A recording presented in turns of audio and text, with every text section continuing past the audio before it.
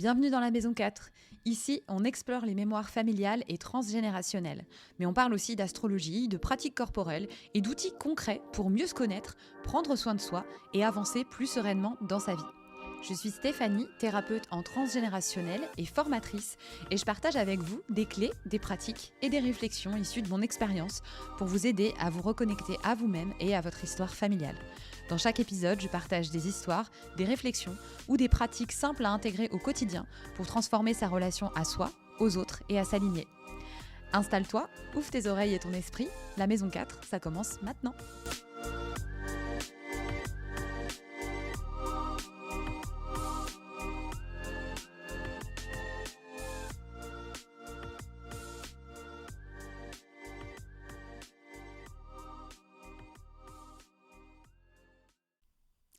Bonjour et bienvenue dans ce nouvel épisode du podcast La Maison 4.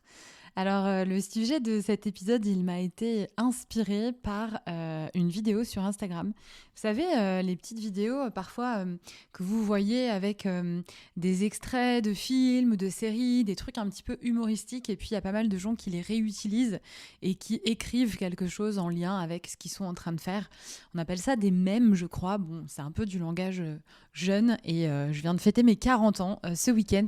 Donc, ça y est, je suis passée officiellement dans le club des vieux, à ce qui paraît. Quand je dis à ce qui paraît, c'est Dixit, ma fille qui a 9 ans. Et en même temps, ça me va très bien comme ça parce que je vis très bien le fait d'avoir mes 40 ans.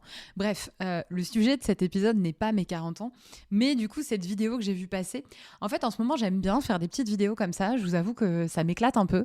Et de mettre quelque chose en lien, justement, avec le transgénérationnel, avec le sujet qui nous intéresse ici.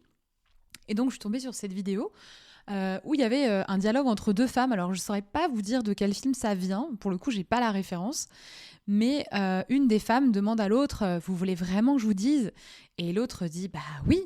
Et la première répond « Eh bien, c'est de votre faute, c'est entièrement de votre faute. » Bref, et je cherchais du coup, parce que je trouvais ça intéressant comme audio, je cherchais ce que je pouvais écrire sur cette vidéo en lien avec le transgénérationnel. Et ce qui m'est venu, c'est quand on croit que le problème vient de nos parents ou de nos ancêtres, alors qu'en fait c'est nous qui bloquons notre propre processus de guérison. Bon, je m'explique parce que dit comme ça peut paraître un petit peu provoque. Et d'ailleurs, je pense que cet audio, je vais le faire et que peut-être il va susciter des réactions. Donc, l'heure où vous allez écouter cet épisode de podcast, l'audio ne sera pas encore posté, la vidéo ne sera pas encore faite. Mais si vous la voyez, vous saurez que c'est en lien avec cet épisode-là. Et peut-être que si vous avez vu ce réel passer, vous êtes en train d'écouter cet épisode pour comprendre un petit peu mieux ce que je voulais dire. Alors ici, cette vérité que j'ai envie de vous partager, elle est un petit peu inconfortable et on la retrouve dans les processus de guérison. C'est que parfois, c'est pas l'événement traumatique ou la blessure en nous-mêmes qui nous bloque, qui nous empêche de guérir, c'est l'attachement à une forme de lutte ou à une forme de résistance. Et c'est quelque chose que j'observe aussi parfois dans les constellations que je facilite. Et il n'y a pas très longtemps, j'ai reçu une femme qui voulait consteller, alors sans encore une fois raconter dans le détail son histoire parce que c'est personnel et intime. Et bien sûr que les séances restent confidentielles. Là, j'utilise simplement la thématique pour étayer un peu mon propos. Donc, une femme qui me disait qu'elle avait besoin de se libérer de certaines choses par rapport à son père et à son grand-père, donc particulièrement la lignée paternelle et masculine, les hommes de la lignée, et qu'elle sentait qu'il y avait des choses qui l'empêchaient d'avancer, d'être vraiment bien en fait dans son processus, dans son chemin aujourd'hui. Et que quelque part, c'était à cause de ces personnes-là, ou en tout cas que c'était ces personnes-là qui pouvaient avoir une énergie potentiellement négative. Et la première chose que je lui ai dit après qu'elle m'ait dit ça, c'est que c'était pas du tout moi ma vision des choses et que j'allais absolument pas l'accompagner dans cette constellation à couper une énergie qui pourrait être négative, mais plutôt que s'il y a quelque chose qui la retenait et qui bloquait, c'est que quelque chose n'était pas encore pacifié avec ces personnes-là, avec ce masculin ou avec ce père, ce grand-père en particulier. Et on est parti là-dessus. Et effectivement, très vite, lors de la constellation, c'était une constellation individuelle et en présentiel. Eh bien, quand elle a posé les personnages, j'utilise des personnages en constellation individuelle et en présentiel notamment, quand elle a posé les petits personnages sur la table qui représentaient donc ses ancêtres, elle-même, etc., elle a vu tout de suite que ce qui bloquait, c'était effectivement pas eux. Ce qui bloquait, c'était elle. Et c'était quelque chose qui la retenait. Et donc, c'est vraiment le cœur du sujet de cet épisode, la résistance qui va venir créer un attachement invisible. Pourquoi ? Parce que tant que je suis encore en combat contre une personne de mon système familial, peut-être parce que je lui en veux de certaines choses qu'elle a fait ou au contraire qu'elle n'a pas fait, tant que je vais être dans le jugement de cette personne, tant que je vais reprocher à cette personne ses actions ou ses non-actions, tant que je suis dans ce combat intérieur, eh bien en fait, ça occupe de l'espace à l'intérieur de moi. Alors même que je voudrais ne pas occuper cet espace-là, en tout cas pas par cette personne, puisque c'est quelque chose de douloureux. Mais quand j'en veux encore à quelqu'un, quand ça vient encore m'activer à l'intérieur de moi, alors je suis encore reliée à cette personne. La colère, le ressentiment, le reproche, c'est des formes de lien, ça nourrit le lien. Donc c'est un lien qui souvent ne va plus être actif dans le présent, dans le quotidien, mais c'est un lien qui vient encore nous activer, donc qui prend de l'espace. Donc c'est pas l'événement passé qui maintient la souffrance finalement, mais c'est la charge encore active dans le présent, et c'est ce qu'on retient dans le présent par rapport à cette personne. Parce que tant que je vais être en réaction contre une personne de mon système familial, alors admettons, voilà, j'en veux à mon père de quelque chose qu'il a fait quand j'étais enfant, etc. Et il y a de la colère, il y a de la souffrance, il y a de la rancœur, il y a du ressentiment, et il y a du jugement parce que c'était une mauvaise personne, une personne toxique, etc., etc., etc. Eh bien, en fait, à chaque fois que je me répète ça, à chaque fois que j'ai ce type de pensée-là, ça prend de l'espace à l'intérieur de moi. Et de l'espace qui ne peut pas être occupé par autre chose, qui ne peut pas être occupé par la paix, par la joie, par la sérénité, par le calme. Non, parce qu'il y a un espace en moi qui est encore activé et qui reste activé. Et du coup, ça nourrit finalement le lien avec cette personne que je souhaiterais ne pas avoir et que peut-être je n'ai plus du tout dans la 3D, dans la matière. Hein. Peut-être c'est quelqu'un que je ne vois plus. Mais comme j'ai toujours ce ressentiment-là, cette colère ou autre, ou ce jugement tout simplement, eh bien finalement ça nourrit. Ça nourrit parce que j'y prête de l'attention, ça nourrit parce que je pense à cette personne et à ce qu'elle m'a fait. Et puis j'en parle à mon conjoint, à mes amis, à mon thérapeute, etc., etc. Et donc ça grandit, ça grandit, ça grandit. Et en fait, ça crée finalement une forme de résistance. Une forme de résistance qui fait que je m'attache à cette histoire que je me raconte au sujet de cette personne, au sujet de notre relation, au sujet des événements qui se sont passés. Et c'est quelque chose que je ne dépose pas. Et pourquoi je résiste finalement ? Pourquoi il y a de la résistance ? La résistance, elle protège. Et c'est important de la réhabiliter. Elle protège de la tristesse profonde qu'il peut y avoir derrière. Parfois, je vais avoir de la colère, et ce que je ne veux pas avoir, c'est que derrière cette colère, il y a une grande tristesse que je suis peut-être pas prêt à entendre et à accueillir.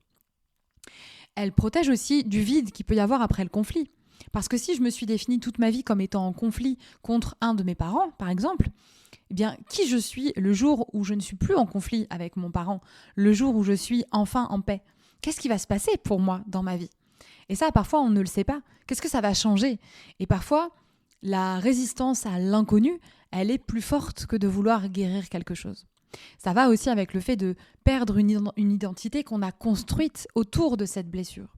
Parfois, on ne sait même plus qui on est sans notre colère, et parfois, on ne sait même plus contre qui vraiment on est en colère. Donc, la résistance, elle est nécessaire, et si elle est là, c'est sans doute qu'il y a une raison et que peut-être elle a été là le temps qu'on n'était pas en capacité pleinement d'aller voir ce qu'il y avait derrière. Peut-être qu'on n'était pas en sécurité intérieure suffisante pour pouvoir ressentir, accueillir la vague de tristesse qu'il y a derrière. Parce que derrière le fait d'en vouloir à mon père, en fait, il y a peut-être juste la petite fille super triste qui n'a pas eu le lien qu'elle aurait voulu avoir avec son père. Et ça, c'est difficile à accueillir. Ça demande de s'accueillir soi-même, ça demande d'accueillir cet enfant qu'on a été et que peut-être on a mis de côté durant des années et des années. Donc, bien sûr que c'est important et qu'on ne peut pas non plus faire ça n'importe comment si on n'a pas la capacité d'accueillir tout ça. Donc, vers quoi on peut aller si on sent que c'est le moment, si on prend conscience en fait que cette résistance, elle vient de nous, c'est de pacifier. Pour moi, évidemment, on ne coupe pas de liens, j'en ai déjà parlé, mais on ne peut pas couper les liens qui nous lient à notre famille. Par contre, on peut pacifier ces liens. Et pacifier, c'est pas minimiser, c'est pas non plus oublier, c'est pas dire c'était pas grave, c'est retirer la charge émotionnelle qu'il peut y avoir autour du lien pour se libérer soi. Et c'est vraiment important, je le redis, c'est retirer la charge émotionnelle du lien pour se libérer soi. C'est-à-dire qu'on ne le fait pas pour l'autre. La pacification à l'intérieur de nous, c'est pas un cadeau qu'on fait à l'autre, c'est un espace qu'on récupère en soi. Et la pacification, elle a pas besoin d'être forcément extérieure, c'est-à-dire qu'on n'a pas besoin forcément d'aller voir cette personne, lui dire des choses. La pacification, elle va être d'abord intérieure. Elle va passer parfois uniquement par le corps et pas par la parole. Et elle n'implique pas forcément un contact réel. Donc, à un moment sur notre chemin individuel, personnel, de guérison, continuer d'en vouloir à l'autre, ça peut devenir un choix inconscient. Non pas parce qu'on aime souffrir, mais parce qu'on ne sait pas encore comment on peut lâcher autrement. Donc il y a certaines questions qu'on peut se poser dans ces moments-là. Qu'est-ce que je maintiens en vie en refusant de pacifier ? Qui je suis sans cette lutte ? Qu'est-ce que je protège encore ? Qu'est-ce que je ne veux pas encore aller voir ? La guérison, elle commence souvent là où le combat s'arrête. Pas parce que tout est réglé, mais parce que je prends conscience que finalement, mon pire ennemi dans ce processus de guérison, c'est pas l'autre malgré ce qu'il a fait ou malgré ce qu'il n'a pas fait, mais c'est moi. Et quand je prends conscience de ça, alors c'est un cadeau parce que je prends aussi conscience que du coup, je ne suis pas dépendante de l'autre, je ne suis pas dépendante du fait que l'autre peut changer ou non pour que le lien aille mieux. Je suis responsable de cette pacification intérieure ou non. C'est moi qui choisis quand est-ce que ça s'arrête. C'est moi qui choisis quand est-ce que je suis prête à baisser mes résistances et à pacifier cet espace en moi qui a besoin d'être pacifié. Donc je peux être mon pire ennemi parce que je bloque le processus, mais dès lors que je m'en rends compte, je peux devenir mon meilleur ami, mon meilleur thérapeute, mon meilleur parent et aller voir cet espace en moi qui a besoin de douceur, qui a besoin d'intégration, qui a besoin de pacification. Voilà ce que j'avais envie de vous partager aujourd'hui. Et je voudrais juste terminer par le fait que s'il y a quelque chose qui résiste en vous en écoutant cet épisode, c'est pas un problème, c'est peut-être simplement là que le chemin commence enfin. Et si vous sentez que c'est le moment pour vous de commencer ou de continuer ce chemin ou de passer ce chemin à un next step, eh bien, je vous accueille avec joie dans mes espaces. Pour rappel, principalement des espaces en présentiel et en collectif cette année. Quelques constellations en ligne qui ont lieu une fois par mois et quelques constellations individuelles également sur certains créneaux dans la semaine. N'hésitez pas à regarder tous les liens qui sont juste en dessous.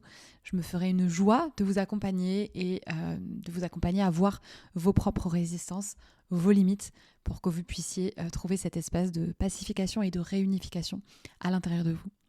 Merci de votre écoute et à la semaine prochaine pour un nouvel épisode.